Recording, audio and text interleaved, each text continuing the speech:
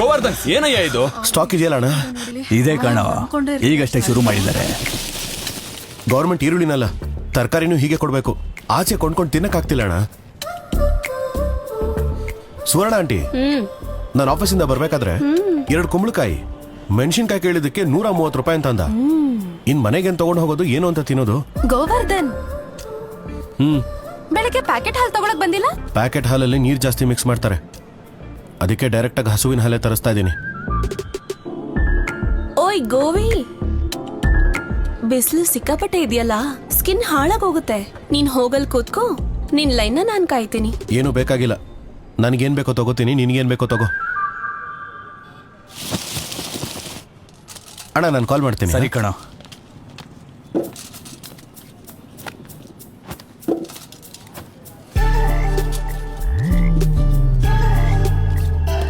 ಒಂದ್ ಸ್ವಲ್ಪ ಚೆನ್ನಾಗಿರೋದು ದೊಡ್ಡದು ಹಾಕೋ.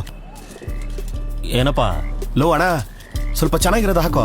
ಏನಪ್ಪ ನಿನ್ನೆ ಇದೇನು ಆಧಾರ್ ಕಾರ್ಡಾ ಇಲ್ಲ ಇಸ್ವಿಟ್ ಕಾರ್ಡಾ? ಪ್ಯಾಕೆಟ್ ತಗೊಬರ್ತಾರ ಪೂರ್ತಿ ತಗೊಬಂದಿದ್ಯಾ? ನಿಜ ಹೇಳು, ಬ್ಲಾಕ್ ಅಲ್ಲಿ ಮಾರ್ಕೊಳಕ್ ತಾನೆ ನೀನ್ ಇದನ್ನೆಲ್ಲ ತಗೊಬಂದಿರೋದು?